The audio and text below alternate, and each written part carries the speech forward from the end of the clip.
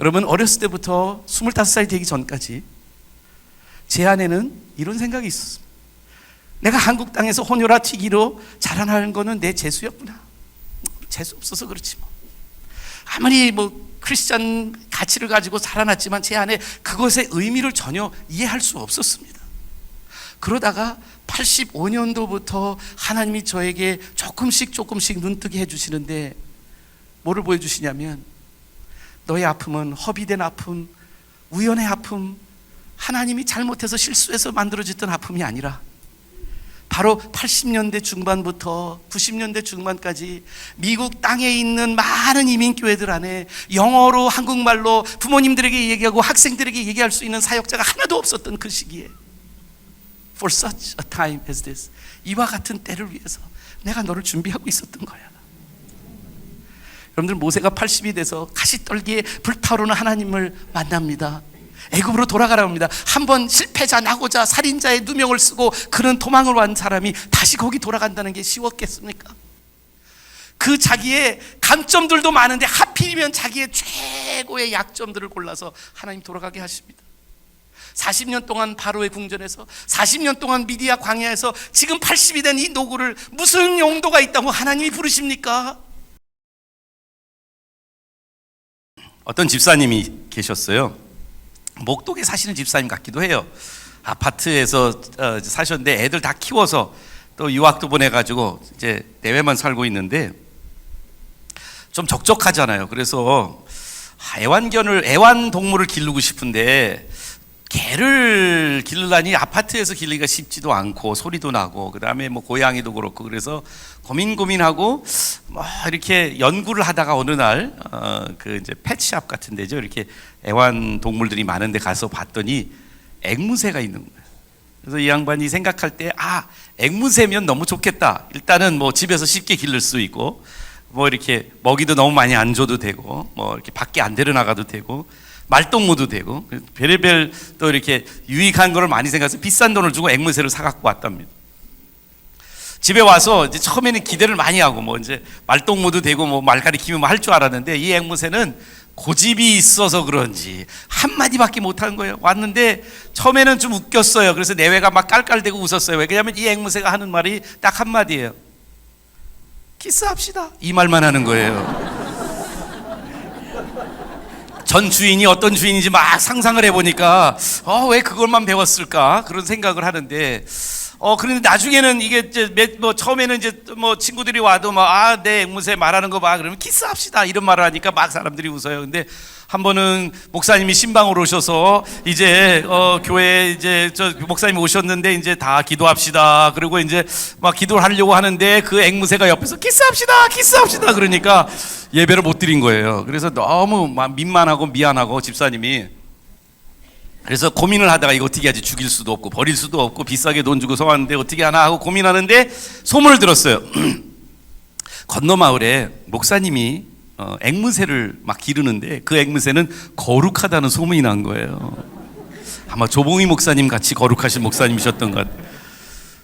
그래서 집사님이 고민하다가 하루는 그 목사님에게 전화를 했어요. 목사님, 저 어느 교회 다니는 집사 누구입니다. 그리고 목사님 혹시 앵무새 기르세요? 그러니까 기른대요. 그 목사님, 저도 앵무새를 샀는데 우리 앵무새가 조금 버릇이 없어요. 그래서 혹시 목사님 집 앵무새하고 좀 놀면 어떨까요? 그렇게 물어봤어요. 그래서 목사님 괜찮다고 데려오라고. 그래서 데려갔어요. 띵동 하고 초인종을 눌러서 목사님이 집사님 어서 오세요 하고 들어가서 세 장을 들고 왔잖아요. 그래서 세 장을 들고 목사님 앵무새에 있는 세 장으로 갔어요. 그래서 세 장 둘을 붙여놓고 이렇게 세 장에 문을 싹 열으니까 집사님 집 앵무새가 푸드드드드, 그리고 목사님 집 앵무새 장으로 싹 들어가 버렸어. 그런데 들어가는 순간 목사님 집 앵무새가 뭐라고 할게요? 기도합시다 이러는 거예요. 그 앵무새는 그렇게 거룩한 말만 하는 앵무새였어요. 그런데 놀라운 사실은 집사님 앵무새가 만나는 순간 서로 이렇게 냄새도 맡고 그러다가 집사님 집 앵무새가 키스합시다 그러니까 갑자기 목사님 집 앵무새가 주여 기도 응답해 주셔서 감사합니다. 누가 누구를 물들었는지 모르겠어요. 그렇죠? 이 세상 살아갈 때에 우리는 크리스천이지만 빛과 소금의 역할로 하나님 우리를 불러주셨음에도 불구하고 우리들은 이 세상의 때를 묻지 않을 수가 없는 것 같습니다. 어떻게 하면 우리의 믿음이 마지막 최후 승리할 때까지 하나님이 기뻐하시고 원하시는 믿음의 삶을 영위할 수 있을까? 이것이 우리들의 과제이고 또 오늘 말씀이 우리에게 주는 말씀입니다. 이 히브리서 11장 27절은 이제 모세의 인생을 함축해서 마지막 120살이 될 때까지 모세가 어떻게 살았는지 그 모세의 믿음의 비결, 믿음의 원동력을 이렇게 말하고 있습니다. 함께 가로친 것까지 다 읽어볼까요? 다시 한번 읽어볼게요. 시작. 믿음으로 모세는 애굽을 떠나 왕의 노함을 무서워하지 아니하고 곧 보이지 아니하는 자를 보는 것 같이 하여 참았으며, 출애굽기를 읽어보시고 민수기, 레위기, 신명기를 다 읽어보시면 출애굽기부터 신명기까지는 그 40년 동안 나이 80에서부터 그리고 120살 때까지 우리 하나님이 선택한 하나님의 영적 영도자 모세가, 하나님의 그런 모세가 어떻게 이스라엘 민족을 애굽에서부터 느보산 기슭까지 인도해 줬는지, 그리고 이스라엘 민족에게 그 하나님을 어떻게 사랑하고 어떻게 섬기고 어떻게 믿는, 신뢰하는 삶을 사는지를 가르쳐 줬어요. Long Obedience in the Same Direction이라는 책이 있습니다. 그 책의 서두에 보면 인스턴트 시대를 살아가고 있는 우리들에게 필요한 제자도의 조건은 바로 같은 방향의 긴 순종이다. 기억나세요? 여러분 옛날에 우표를 붙여서 편지를 보냈던 시절을 기억하세요? 제가 미국에서 대학교 4년 다니고 그 다음에 대학원까지 해서 한 7, 8년을 미국에서 공부를 했는데요. 그 긴 기간 동안 저희 아버님, 어머님께서 저에게 일주일에 2통 내지 3통의 편지를 보내주셨어요. 지금 우리 집에는 약 1000통 넘는 부모님이 써주신 편지들이 있어요. 제가 지금도 그것을 가끔마다 이렇게 둘러봅니다. 그러면 참 그때가 얼마나 좋았는지. 근데 우리는 지금 당장 막 컴퓨터나 심지어는 스마트폰으로 뭐를 치면 바로 즉각적으로 몇 초 안 걸려서 받아볼 수 있는 시기임에도 불구하고, 저도 아이들이 공부를 해외에서 하는 아이들도 있지만 우리 부모님처럼 그렇게 편지 못 써요. 일주일에 한 통이 뭡니까? 한 달에 이메일 한 번 쓸까 말까요? 아주 편해졌음에도 불구하고 공교롭게 역설적으로 인스턴트, 더 즉석적인 것을 체험하지만 우리들 안에는 가장 없어진 것이 뭐냐면 끈기가 없어졌어요. 끝까지 할 수 있는 능력이 없어요. 오늘 우리들의 믿음의 삶 속에서 이 인스턴트 시대에 살아가고 있는 우리들에게 저는 하나님께서 요구하는 믿음의 승리의 비결은 무엇이냐? 이 히브리서 11장 27절의 말씀을 보면 보이지 아니하는 자를 보는 것처럼 하나님을 보아서 그런 끝까지 승리할 수 있었다는 거예요. 완주할 수 있었다는 거예요. 믿음의 경주에서 우리의 경주는 마라톤입니다. 100m 달리기가 아닙니다. 이 마라톤에서 승리할 수 있으려면 우리에게 가장 필요한 게 있는데 영어로는 perseverance. 여러분들 끝까지 포기하지 않는 것. Keep on keeping on, never give up. 전혀 포기하지 않는 그러한 영적인 완주의 능력을 하나님이 여러분과 저에게 오늘 저녁에 비전으로 부어주시기를 주님의 이름으로 축원합니다. 하나님이 부르시는 사람들은 다 하나님이 떠나도록 부르셔요. 저희 아버님이 6.25 동란 때 한국을 떠나서 그 하나님의 손길이 거기 있는지 몰랐어요. 하우스보이로 미국 군인들을 돕는 그런 일을 하다가 한 미국 군인, 카롤 파울스라고 하는 군인이 초등학교 선생님이었는데 징용이 돼서, 그러니까 징용이 아니죠. 그 당시 뭐라고 하여간 이렇게 미국에서 드래프트가 돼서 그래서 한국의 6.25 동란에 참전을 하게 됐습니다. 그런데 수원에 그 미군이 주둔하고 있을 때 저희 아버님이 그 미국 군인들을 만나게 되고 6.25 한 1년을 같이 그 군인들을 섬기다가 바로 카롤 파울스라는 군인이 선생님이 여러 아이들을, 학생들을 되게 아끼고 사랑했어요. 그런데 보니까 특별히 유난히 눈빛이 초롱초롱하고 장래가 촉망될 만한 아주 이 꼬마아이인데 6.25 동란 때문에, 6.25 전쟁 때문에 어쩔 수 없이 이렇게 어렵게 살아가고 있는 이 아이 한 명을 거의 입양하다시피 해서 미국에 보내줍니다. 돈이 많아서 그랬던 거 아닙니다. 그분도 예수를 믿어서 그랬던 것도 아닙니다. 그런데 하나님의 인도하심이 얼마나 놀라우시냐면 예수 안 믿는 이 군인이, 김장한 목사님 그때는 빌리라고 그랬어요. 빌리라는 어린 소년을 보고 그 소년을 이렇게 마음으로 품고, 그리고 자기도 돈이 없고 부모도 돈이 없음에도 불구하고 미국까지 데리고 가서 기독교 고등학교, 기독교 대학교, 밥 존스라고 하는 학교에 집어넣어 주시고 10년 동안 학비를 다 대주셨어요. 그런데 그 학교에 가서 한국을 떠날 때 아버님 마음속에는 이 감정이 교차했죠. 가야 될까 말아야 될까. 한편으로는 이 동란에서 죽을 수밖에 없는 삶이라는 것을 알고 파리 목숨 같은 자기의 많은 동료들이나 선배들이 죽었던 모습을 보았고, 그랬던 저희 아버님이 빠져나가고 싶었고 미국을 동경했습니다. 그런데 정작 학교 입학 원서를 주니까 가고 싶지 않았어요. 겁이 났던 그런데 그 카로 파울스가 설득을 하고 우리 할머님을 설득을 해서 그 배를 태워서 미국을 보냈습니다. 미국에 가서 우리 아버지가 고등학교 딱 들어갔는데 물어보더래요. 영어를 얼마나 잘하냐고. 우리 아버지는 영어를 되게 잘하는 줄 알았대요. 그런데 가보니까 당신이 배운 영어는 하나도 못 쓰는 영어예요. 미국 군인들은 아주 험한 말만 썼어요. 속된 말만 썼어요. 가니까 다 버리래요. 그럼 쓰면 안 된대요. 거기선 절대로.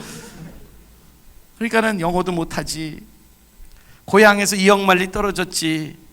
어린 막내, 오남매의 막내로 엄마 품에서 사실은 커야 하는 아직도 어린아이였는데 미국까지 가서 혼자서 말도 안 통하고 음식도 안 맞고 아는 사람 하나도 없는 그 캠퍼스에 가서 매일 밤 달만 뜨면 울었다는 거예요. 고향이 그리워서. 그런데 그 기숙사의 한 선배가 찾아왔어요. 빌리, 영어는 조금 이해하니까 너 고향 생각 때문에 많이 슬퍼하는 것 같은데 내가 네 마음을 도와줄 수 있는 한 분을 소개해주고 싶어. 그 기숙사 방에서 처음으로 예수님에 대한 이야기를 들으시고 거기에서 기숙사 침대에 무릎을 꿇고 예수님을 개인의 구세주로 영접을 했습니다. 집을 떠나지 않았으면 하나님이 역사하시는 그 손길에 당신이 맡겨서 하나님의 인도하심을 통해서 하나님이 예수 그리스도를 만날 수 있는 계기를 그 멀리 이역 말리 떨어진 곳까지 하나님이 그렇게 몰고 가셨어요. 물론 우리 어머니도 거기서 아버지를 만나셔서 한국에 와서 지금까지 60년 동안 살았죠.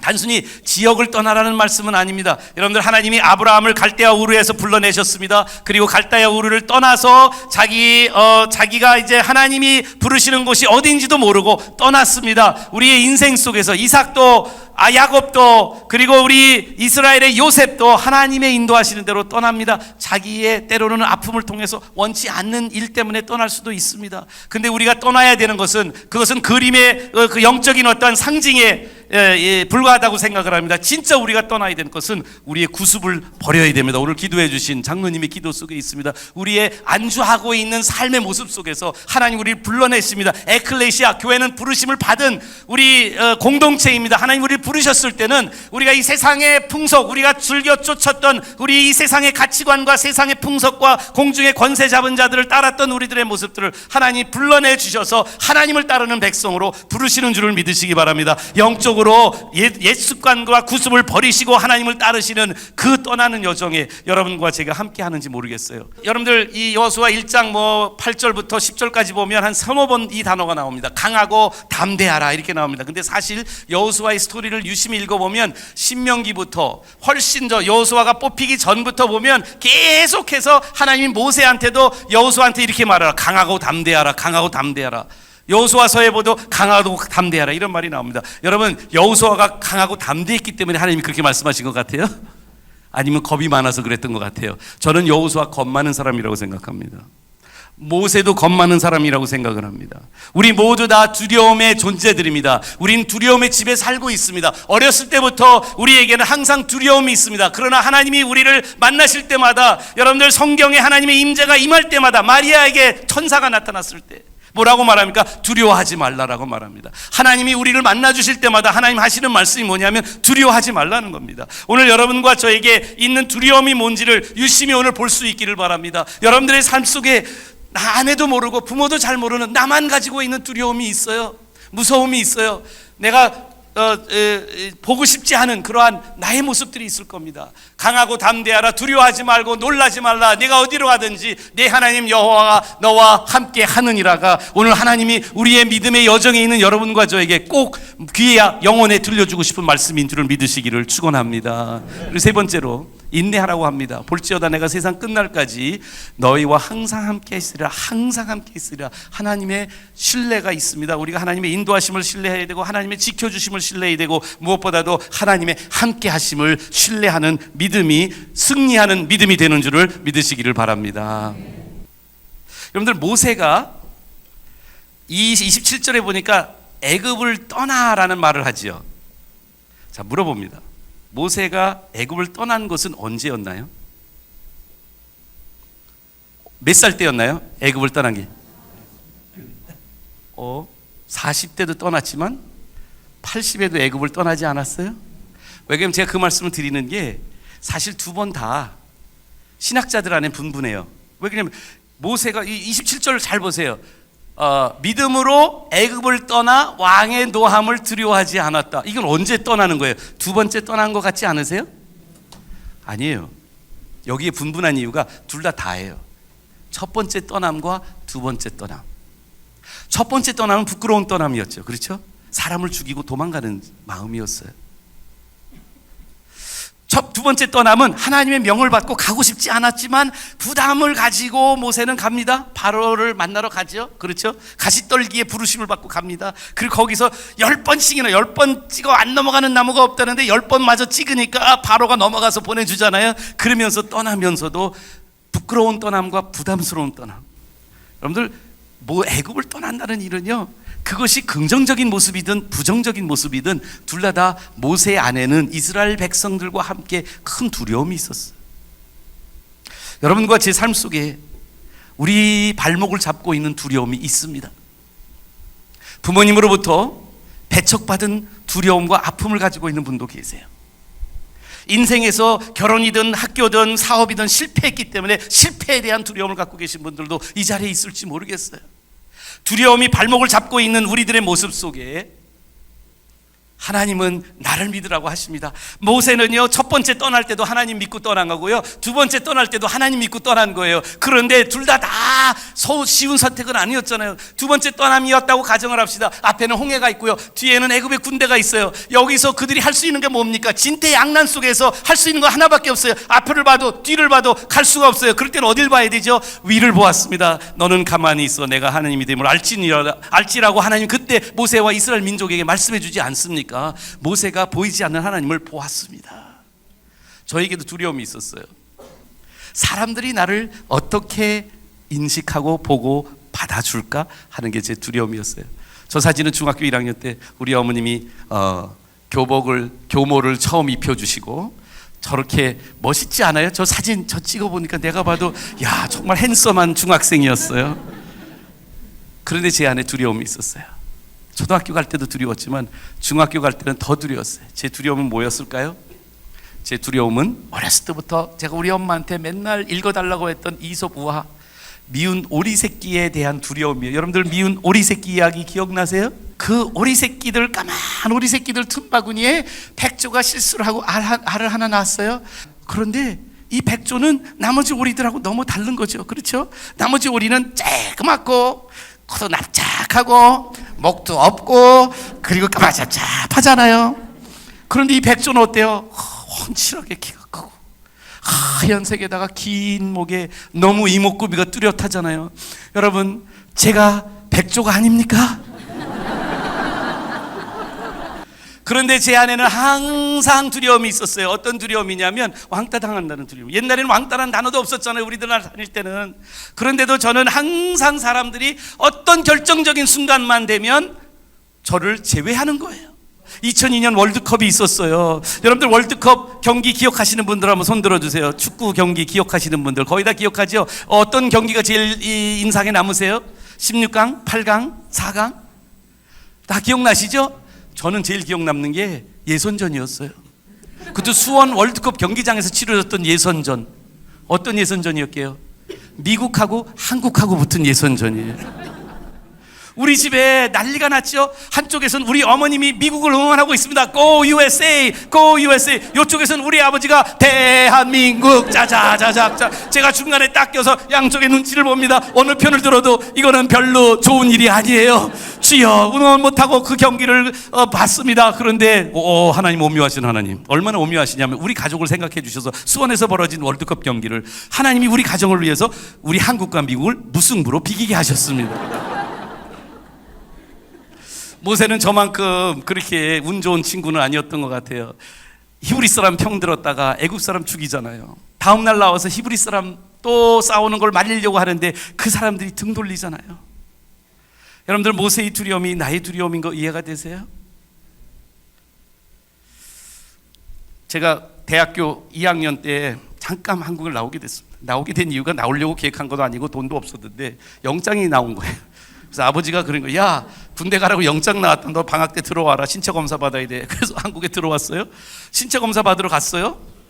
수원병실에 갔는데 뭐 다 다른 사람들하고 같이 이제 쫙 뭐 이제 반스만 입고 다 했어요. 뭐 이렇게 쪼그리 있다가 뭐 이거 다 하고 맨 끝에 갔는데 뭐를 딱 하나 찍어주는데 딱 보니까 소면 그렇게 써 있어요. 소집 면제예요. 나는 가고 싶은 마음 별로 없어서 소집 면제되니까 막 기뻐해야 될 것 같은데 괜히 찝찝한 거야. 왜 내가 소집 면제지? 혹시 어디 몸에 이상이 있나? 그래서 물어볼까 말까 또 괜히 잘못됐으면 가라고 그럴까 봐 물어볼까 말까 막 그러다가 에이 그래도 이건 알고는 가야 되겠다. 그래서 그 맨 끝에 앉아있는 사람한테 조심스럽게 찾아가서 이게 뭐예요? 그랬더니 그거요, 소집 면제예요. 그래서 왜 소집 면제죠? 제가 혹시 알아도 될까요? 그랬더니 퉁명스럽게 저기 봐요. 그랬더니 그때는 막 이 붓글씨로 쓴 방처럼 써 있더라고요. 소집 면제 대상자 그렇게 써놨는데 보니까 한 서너 가지가 이렇게 있어요. 1 그러면서 뭐라고 그랬냐면 IQ 70 미만 2 초등학교 국민학교 중퇴자 3 혼혈아. 여러분들 모르셨을까요? 우리나라 군법이 혼혈아는 군대를 못 갑니다. 가고 싶지도 않았는데 오지 말라니까 되게 기분 나쁘대. 그 병무청을 나오면서 제 안은 너무 씁쓸했습니다. 왜 대한민국이라는 나라는 이렇게 우리 아버지도 한 번도 한국 시민권을 버리지 않았어요. 미국에 가서 10년 동안 공부하시면서 여기는 6.25 동란이 터져서 한국 땅이 어떻게 될지도 모르시지만 한 번도 미국 시민권을 신청하지 않았어요. 미국 여자랑 결혼하셨음에도 한국 돌아오셔서 여행할 때마다 단수 여건이라 얼마나 불편하셨는데도 미국 가기도 힘드셨는데 한국 국민, 한국 시민이라는 걸 포기하지 않으시고 저희 3남매에게 너희는 한국 사람이야. 한국의 어를 길러주시면서 한국 사람이라고 가르쳐 주셨는데 정작 군대 갈 나이에 한국은 저를 거부하는 듯 했습니다. 저의 두려움은 배척이에요. 저의 두려움은 나를 용납해 주지 않는 사람들이었어요. 4학년이 됐는데 선생님이 그러시는 거예요. 3월 초죠. 얘들아 내일부터 너희들 7교시 수업해야 되니까 내일부터 매일같이 벤또 싸와 그러는 거예요. 그러니까 이제 일본말 써서 죄송해요. 그때는 다 그렇게 말했어요. 근데 그래서 도시락을 벤또를 싸달라고 집에 가서 어머니한테 엄마 내일부터 싸우래요. 그래서 우리 어머니가 남문에 있는 영동시장에 가서 양은으로 된 도시락을 싸왔습니다. 여러분들 혹시 기억나시나요? 저 모습을? 예, 하신 분들 한번 손 들어보세요. 저렇게 도시락 싸가신 분들, 예, 저랑 비슷한 세대나 저 우리 몇 학년이신지 다 알겠네요. 그런데 예, 저렇게 그냥 도시락이 난로 위에 올려져 있죠. 3월 초가 되면 4월 한 4월까지는 그랬던 것 같아요. 근데 저희 학교는 그 수원에서 제일 변두리입니다. 지금은 이제 중심이 됐지만 제가 학교 다닐 때만 해도 16개 초등학교가 수원에 있었는데 제일 좋은 학교는 뭐 남창국민학교, 매산국민학교, 신북국민학교 이런 학교들인데 저는 그 가장 변두리 있는 속된 말로 똥통학교를 다녔어요. 제일 가난한 애들이 많은 학교였습니다. 그래서 선생님 도시락을 싸우려는데 못 싸운 아이들도 몇 명 있고요. 근데 그때 곰보빵 이런 거를 줬어요. 밥 못 싸운 아이들한테. 그리고 밥을 싸와도 보통 애들은 이런 밥을 싸왔어요. 꽁보리밥에 콩자반. 가난한 아이들이 싸우는 밥.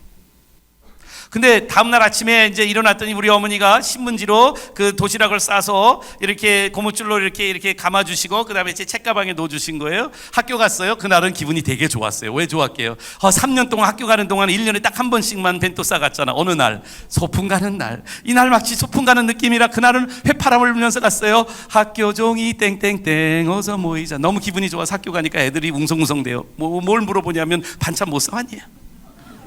우리 어머니 점심 때까지 열지 말라고 그래서 난 또 순종하는 아들이잖아요. 그래서 뭘 싸줬을까 궁금했지만 안 열어봤어요.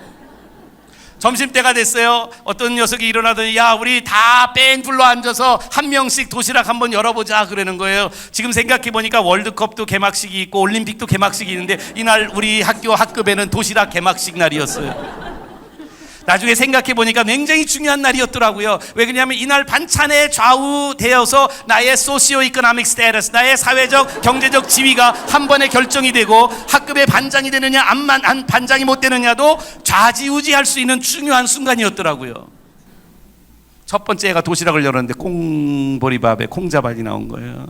얘는 창피한지 책상 속에다가 놓고 홀짝홀짝 혼자 먹는 거예요. 두 번째 아이가 도시락을 열었어요. 근데 얘는 방앗간 집 아들이에요. 부잣집, 우리 학급에서 제일 흰 쌀밥에 저런 도시락이죠. 계란 프라이에다가 햄 한쪽에 있고 이쪽에는 뭐 김치나 장조림 같은 게 있고, 와, 애들이요 막 그냥 눈이 희뜬그레지면서 막 양쪽에다가 자기네들 걸상을 집어넣고 알랑방글 끼는데 못 봐주겠더라고요. 저는 기도를 시작합니다. 애들은 생각합니다. 제 교회 다니니까 식사 기도하는구나. 아니었습니다. 저에게는 일생일대의 가장 절대절명의 중요한 기도였습니다. 그래서 속으로 기도했지만 이렇게 기도했습니다. 사랑하는 예수님, 물을 포도주로 바꿔주신 예수님의 능력으로 우리 어머니가 혹시 콩자반을 싸줬으면 장조림으로 바꿔주시옵소서. 열심히 기도했어요. 그리고 제 차례가 됐길래 도시락을 딱 열었어요. 근데 우리 엄마가 콩자반을 싸주신 것도 햄이나 뭐 김치를 싸주신 것이 아니라 우리 어머니가 싸주셨던 거는 바로 햄앤치즈 샌드위치였습니다. 너까지 웃으면 어떻게, 난 아픈 얘기하고 있는데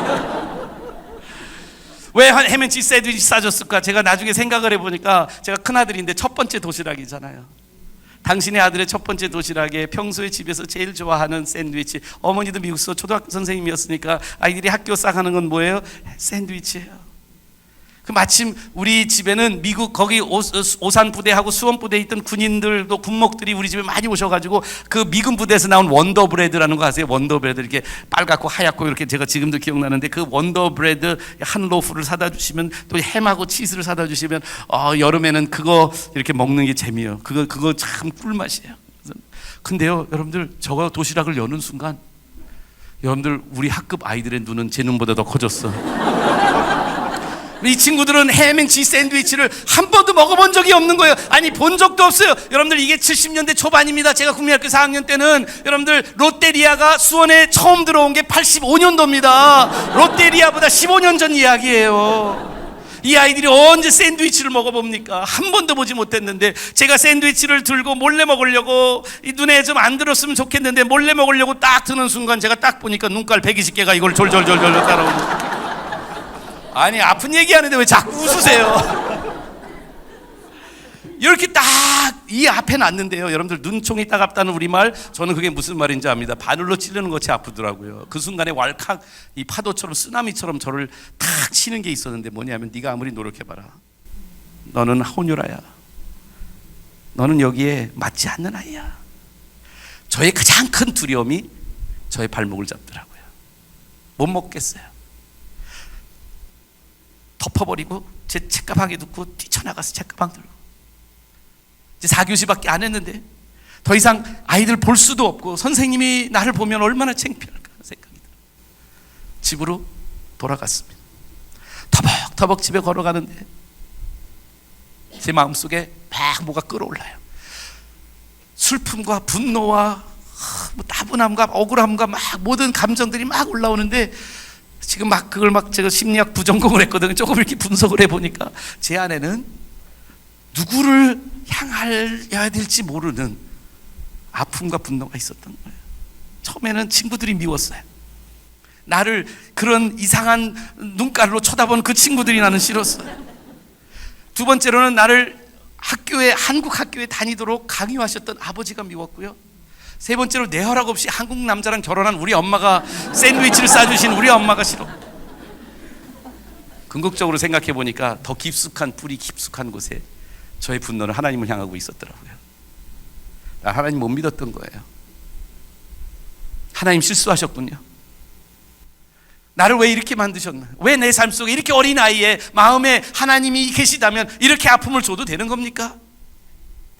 근데 인생의 우여곡절 속에 모세는 몇 번씩이나 그런 말을 했을 것 같아요. Why me? 왜 나한테? 집에 왔습니다.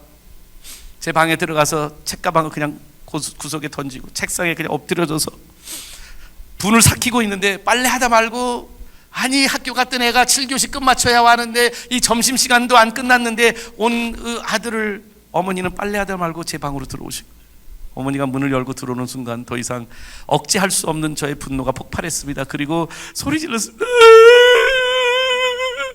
엄마, 왜 샌드위치 싸줘서 내 인생 망쳤어. 학교 안 가. 그리고 막 엄마한테 그렇게 막 분풀이를 했어요. 어머니 가까이 오시더니 저를 딱 안아주셨어요. 그리고 그때 저한테 한마디를 하셨는데 제 울음이 멈췄어요. 조이, Mommy understands. 엄마는 이해해. 생각해보니까 뺑코라고 놀림받는 걸 이해할 수 있는 사람이 수원에는 우리 엄마밖에 없었어요. 그 당시에 수원에 뺑코는 저하고 우리 엄마밖에 없었거든요. 그래서 내가 엄마한테 물어봤어요. 엄마, 근데 왜 한국에 왔어? 엄마, 왜 한국에 우리 살아야 돼? 나 왜 한국 학교 다녀야 돼? 막 다다다다 엄마한테 막 내 마음속에 품어뒀던 그러한 의구심들을 막 쏟아냈어요. 그랬더니 어머니가 짐작을 하신 거예요. 그리고는 저를 무릎에 이렇게 앉히시더니 I need to tell you something. 요셉아, 내가 너한테 꼭 해주고 싶은 얘기가 있어. 엄마가 왜 한국에 왔는지 얘기해 줄게. 너 알잖아, 너희 아빠는 6.25 동란 때 15살 나이에 미국 군인 아저씨 카롤 파울스 아저씨 때문에 미국에 와서 공부하게 됐고 거기서 예수님 만났지. 그리고 엄마도 만났어. 엄마 아빠가 미국에서 살려고 했지만 아빠 마음속에 한국에 두고 온 가족들이 예수님 모르기 때문에 엄마한테 말했지. 우리 한국에 가서 너희 할머니, 너희 아버지 어머니한테, 그리고 너의 큰아버지 큰어머니 사촌들한테 예수님 이야기해 주러 왔단다. 근데 오늘은 엄마가 요셉이한테 예수님을 소개하고 싶어. 어렸을 때부터 들었어요. 저 유치원 전부터 저 주일학교 다니면서 예수님 얘기 많이 들었어요. 근데 그날 우리 어머니가 예수님의 한 모습을 저한테 보여주셨어요. 조이, Jesus loves you just the way you are. 요셉아, 예수님은 네 모습 그대로 사랑하셔. 이제는 목사가 돼서 신학을 공부하니까 그 얼마나 심오한 말인지 알았지만 어렸을 때는 그냥 제 마음을, 가슴에 얼었던 제 마음, 다쳤던 제 마음을 열어주는 복음이었습니다. 여러분들, 그렇습니다. 예수님은요, 우리를 있는 모습 그대로 사랑하십니다. 지금 예수님 믿고 하나님 앞에 나오는 데는 술과 담배가 장애가 될 수 없습니다. 왜냐고요? 로마서에 보니까 우리가 아직 원수 되었을 때, 우리가 하나님한테 오려고 생각도 하지 않고 하나님한테 등 돌렸을 때, 아니 하나님한테 주먹질하고 있었던 그 순간에, 우리가 아직 원수 되었을 때에 하나님께서 우리를 사랑하시기 때문에 그 아들을 십자가에 못 박혀 돌아가시게 하셔서 당신의 사랑을 우리에게 확증하셨다고 말씀하지 않습니까? 원수 되어도 괜찮습니다. 하나님 입에 얼굴에 침 뱉으셔도 괜찮습니다. 하나님은 우리를 그 모습대로 받아주신다니까요. 예수님 우리를 그대로 용납해 주십니다. 우리가 아직 죄를 가지고 있고 우리가 나쁜 습관을 가지고 있고 아직도 내가 변화되지 않은 모습이지만 예수님은 나를 위해서 이미 벌써 사랑하신다고 당신이 먼저 십자가에 돌아가신 거 아니에요? 그렇죠? 우리가 하나님 찾은 게 아니라 하나님 우리 추적하신 거 아닙니까? 내가 죄의 속에, 죄의 악 속에, 죄의 구렁텅이 속에 있었을 때 먼저 우리의 죄를 용서해 주기 위해서 다 이루었다라고 용서해 주시고 우리의 죄를 당신의 피로 다 흘려주시면서 씻어주신 예수님이잖아요. 로마서 8장 여러분들 28절은 잘 아시죠? 우리가 알거니 하나님을 사랑하는 자 곧 그 뜻대로 부르심을 받는 자에게는 모든 것이 합력하여 선을 이루느니라. 여러분들, 그런데 그 다음 구절을 보셔야 돼요. 왜 그렇게 하실까요? 이는 우리로 맏아들의 형상을 본받게 하기 위하여 우리를 의롭다 하셨고 의롭다 하신 분이 우리를 부르셨고 우리를 부르신 분이 의롭다 하셨고 의롭다 하신 분이 영화롭게 하시기를 원하신다고 말씀합니다. 있는 모습 그대로 두시는 하나님이 아니세요. 여러분들, 변화는 구원 전에 있는 것이 아니라 구원 후에 일어나는 겁니다. 그냥 믿으시면 돼요. 죄에 가진 채로 믿으시면 돼요. 깨지지 못한 습관이 있어도 예수님은 우리를 사랑하셨기 때문에 그 사랑을 받아들이기만 하면 됩니다. 그러나 받아들이는 순간부터 인생이 바뀝니다. 물을 포도주로 바꿔주시는 예수 그리스도의 능력이 이제는 그 나쁜 습관을 예수님이 사랑으로 다스리기 시작을 하십니다. 변화는 그때부터 일어나는 겁니다. 믿음이 들어가는 순간. 그날 저는 어머니의 무릎 위에서 예수를 믿고요, 다음날 아침에 일어나자마자 화장실로 뛰어갔어요. 우리 엄마 말을 얼마나 고지고대로 믿었냐면 Jesus loves you just the way you are. 있는 모습 그대로 사랑하셨고 But he loves you too much. 너를 사랑하셔서 너무 사랑하셔서 He will not leave you just the way you are. 그대로 안 두신다고 해서 저는 화장실에 가서 거울을 봤어요. 혹시나 제 코가 납작해졌는지, 혹시나 제 눈이 찌그러졌는지, 제 머리가 까매졌는지, 뭐가 달라졌을 텐데 아무리 봐도 어제 얼굴하고 오늘 얼굴이 똑같은 거예요. 학교를 갔어요. 뭐가 달라졌지? 도시락을 쫙 열어봤어요. 햄앤치즈 샌드위치가 달라졌더라고요. 피넛버터 젤리 샌드위치로. 무슨 말입니까? 아무것도 안 달라졌어요. 외모는. 친구들의 놀림도 가끔 계속 이뤄지고요. 제 상황은 거의 바뀐 것 같지 않은데 여러분 달라졌을까요? 안 달라졌을까요? 어디서 시작이 됐죠? 마음에서요. 지금 제가 뒤돌아보니까 분석이 되는 거예요. 뭔가 하는 4학년 때부터 제 인생이 전환점을 돌더라고요. 근데 그게 뭔가 잘 봤더니 지금 분석해 보니까 제 안에 그동안에는 모든 저의 인생의 모든 가치와 모든 자존감과 모든 것들이 나밖에 없다고 생각을 했어요. 그러나 예수님이 나를 있는 모습 그대로 사랑해 주신다니까 놀림이 그렇게 상처가 안 되는 거예요. 이해가 되세요? 무슨 얘기인지? 그때부터 깨끼통 메고 남문시장에서 제가 아우스 깨끼요 하면서 깨끼도 팔았어요. 우리 아버지가 용돈 벌으라고 그렇게 시키더라고요. 부끄럽지 않았어요. 아니 놀리는 친구들이 오히려 신기했어요. 그리고 제 마음속에 어떤 생각이 조금 크니까 들기 시작하냐면 걔네들도 있는 모습 그대로 사랑하는 예수님만 알게 되면 안 놀릴 것 같았어요. 그래서 교회를 전도하기 시작을 했어요. 제 안에 진짜 변화가 일어났습니다. 그런데 고등학교 졸업하고 대학 갑니다. 대학교 4년을 공부하고 신학 대학원을 가기로 결심하게 됩니다. 그것도 사실 스토리가 많은데 그거 다 말씀드릴 수는 없고 오늘 여러분들에게 드리고 싶은 말씀은 뭐냐면 25살이 되어서 신학 대학원생 1학년 때 LA에 빌리그램 전도 대회를 돕기 위해서 제가 84년도에 어제 말씀드렸죠. 조지 베블루시에이와 빌리그램 전도단을 84년도에 한국서 만나고 85년도에 빌리그램 목사님 팀이 LA에서 전도 집회할 때 또다시 불러주셨어요. 시카고에서 공부하고 있는 저를 불러주셨어요. 거기 가서 한 달 동안 집회를 했어요.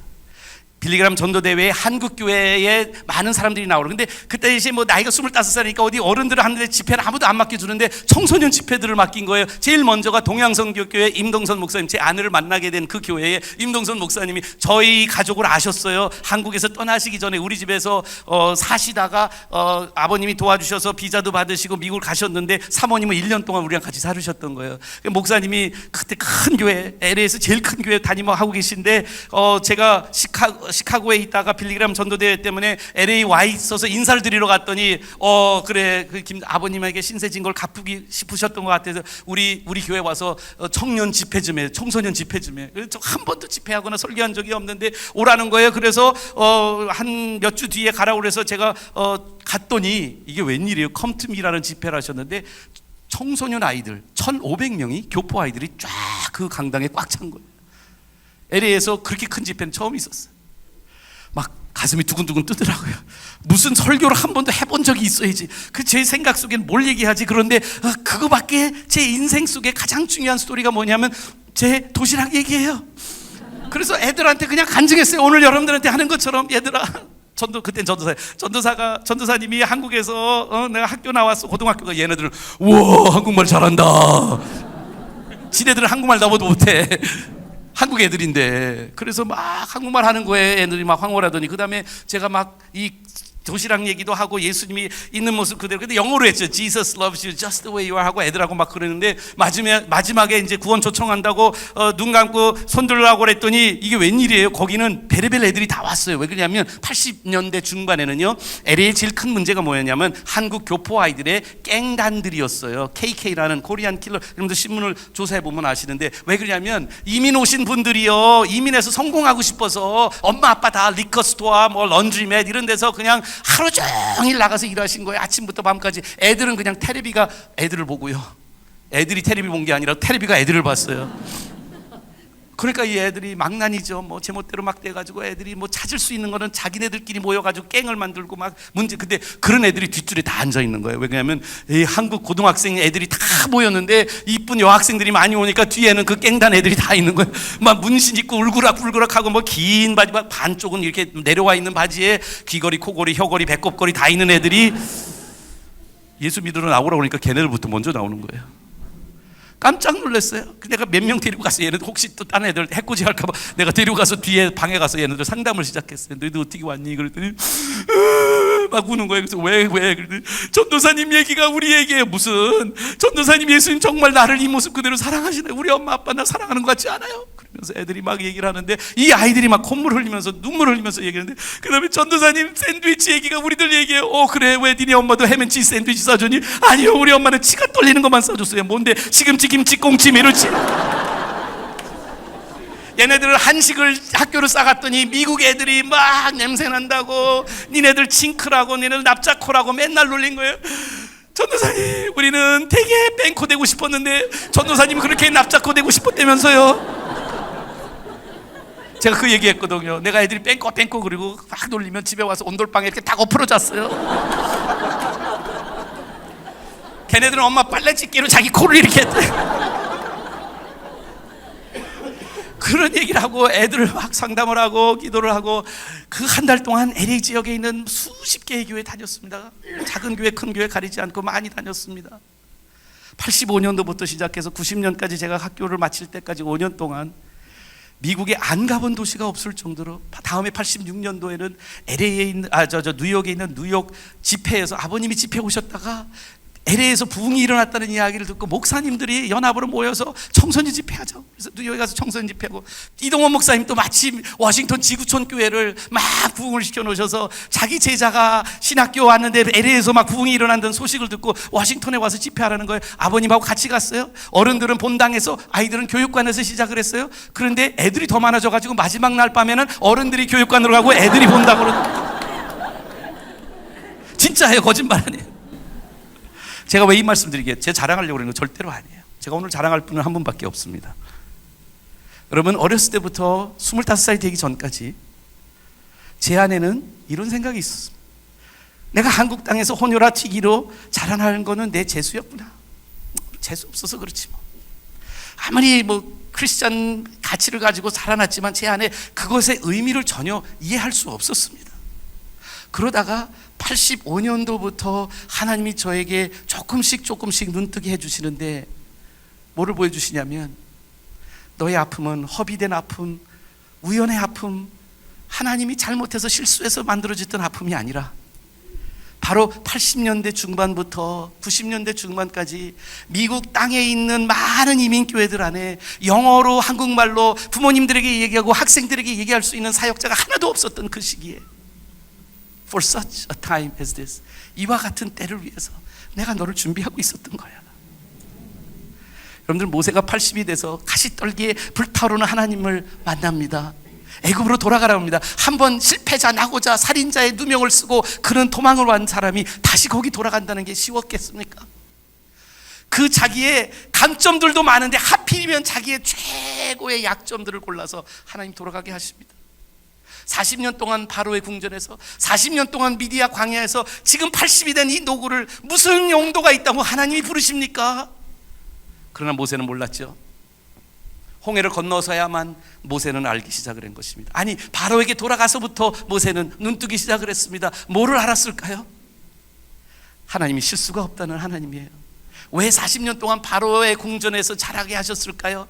그 우여곡절 속에 죽을 수밖에 없었던 아이를 그 갈대상자에서 건져내서 바로의 공주가 그 아이를 보게 하고 거기에 40년 동안 기르게 하셨던 하나님은 이 400년 동안 애굽 문화와 애굽 땅에 종노릇하면서 살았던 그들을 인도할 수 있는 사람은 애굽의 최고의 교육을 받아서 애굽을 제대로 이해하는 한 사람이 필요했고 바로에게 Let my people go, 내 백성을 도와라고 그 나라 말로 담대하게 얘기할 수 있었던 모세가 하나님은 필요했던 겁니다. 그러나 그거 가지고는 안 되죠. 그 바로의 공주의 아들로 끝났던 40년이 됐을 그 시기에 모세는 이스라엘 민족을 인도할 수 없었습니다. 왜냐고요? 그가 가야 했던 것은 40년 동안의 광야의 길이었어요. 그래서 하나님은 미디안 광야에 그 모세를 준비했던 것입니다. 80년 동안 하나님은 다듬고 깎고 아프게 하셔서 그 모세를 하나님의 도구로 만들기 위한 하나님의 손길이 있었던 겁니다. 그래서 모세는 떠나야 했고, 그래서 모세는 담대해야 했고, 그래서 모세는 끝까지 참았어야 했던 겁니다. 저는 정확하게 여러분들의 인생의 지금 모습이 어디 있는지 몰라요. 그러나 한 가지 제 인생을 통해서 확실히 말씀드릴 수 있는 게 있습니다. 그게 뭐냐면 하나님은 실수가 없으시고요, 하나님은 특별한 목적을 가지고 여러분과 저를 만드시고 계시는 중이세요. 우리는 그의 포이에마라, 우리는 그의 만드신 바라. 이 포이에마는 present participle입니다. 아직도 공사 중이라는 말씀이에요. 하나님이 우리를 공사하고 계신 것은 하나님의 영광을 나타내기 위한 하나님의 그릇으로, 하나님의 도구로 제대로 쓰기 위해서 지금도 다듬고 있는 것입니다. 하나님 따르는 길이 아프십니까? 여러분들, 남들은 알지 못하는 깊숙한 아픔과 두려움이 여러분들의 삶 속에 지금도 여러분들의 발목을 잡고 있습니까? 그 부분은 여러분의 재수가 없어서가 아니라, 여러분들이 하나님 여러분들 잔인하셔서가 아니라, 하나님은 아직도 더 크게 쓰시기 위한 그릇 준비 중이 아니실까요? 믿음은 승리합니다. 왜냐고요?